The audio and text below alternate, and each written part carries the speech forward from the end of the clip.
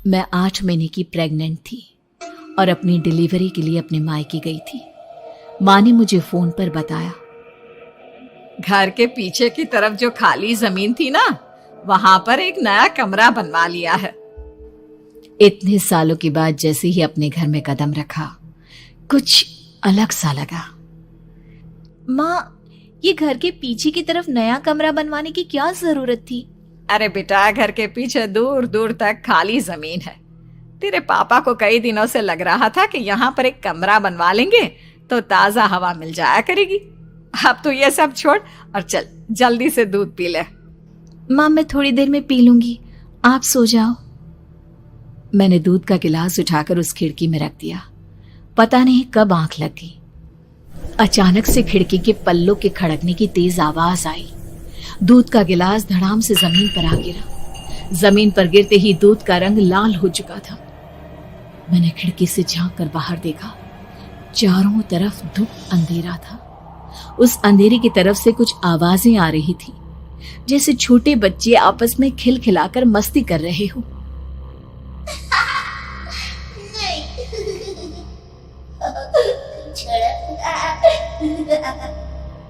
इतनी रात को इतने घनघोर अंधेरे में बच्चों की आवाज कैसे आ रही है?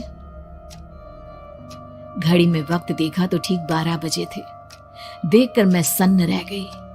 बुरी आत्माओं और भूतों की कई कहानियां मैं सुन चुकी थी। वक्त भी कुछ ऐसा ही था। ऊपर से मैं प्रेग्नेंट। सुना था कि ऐसे वक्त में अक्सर बुरी आत्माएं औरतों का पीछा करती है, तो क्या मेरे पीछे भी? पसीने से तरबतर बड़ी मुश्किल से, जैसे कांपते हाथों से मैंने उस खिड़की को बंद किया। जल्दी से जल्दी उस कमरे से बाहर निकलकर माँ के पास जाने के बारे में सोचा, लेकिन जैसे ही दरवाजे की तरफ पलटी, लगा कोई साया हवा की स्पीड से दरवाजे के सामने से गुजर गया। मेरे गले में अटक कर रह गई। मैं जोर से चीख कर माँ को बुलाना चाहती थी, लेकिन वो आवाज खुद मेरे कानों तक नहीं पहुंच पा रही थी। तो माँ तक कैसे पहुंचती? खिड़की के पल्ले एक बार फिर तेज हवा के झोंके से धड़ाम करके खुल गया और पूरी ताकत से मैं चीख पड़ी। जानती थी मेरी चीख की आवाज सुनकर कुछ ही सेकंड में माँ वहां पहुंच जाएगी, लेकिन ऐसा कुछ हुआ ही नहीं। मेरा कलेजा डर के मारे फटा जा रहा था। आखिर माँ ने मेरी आवाज क्यों नहीं सुनी?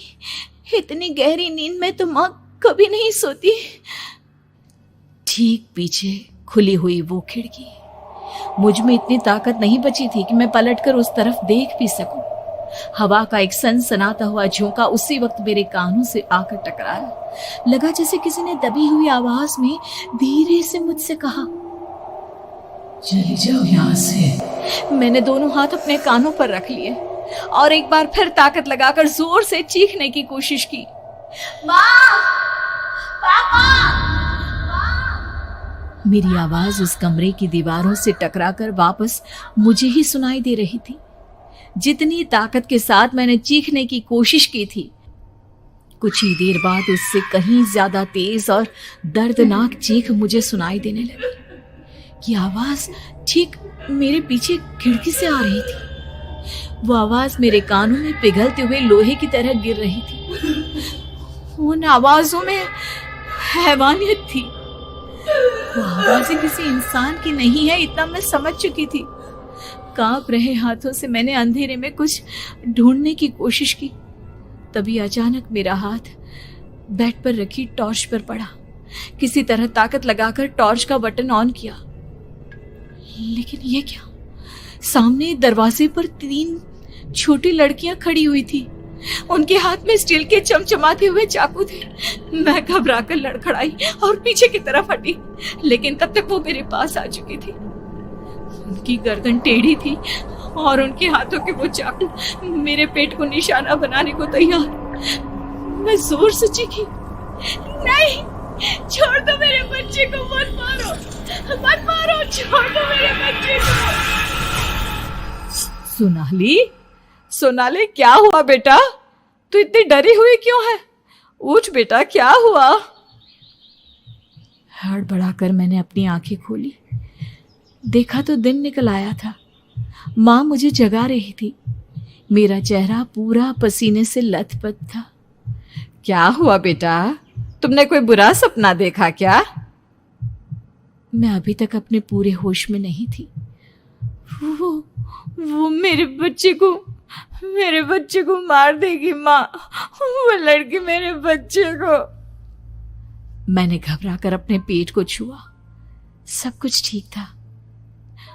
और वो दूध जो रात को यहाँ पर गिर गया था, उसका रंग लाल हो गया था। माँ ने हंसते हुए दूध का गिलास मुझे दिखाया। तुमने दूध पिया ही नहीं, पूरा का पूरा ऐसे ही रखा हुआ है। तुमसे कहा था ना सोनाली, सेहत के लिए लापरवाही ठीक नहीं बेटा। लेकिन मैंने तो सब कुछ अपनी खुली आंखों से देखा था। ये सपना कैसे हो सकता है?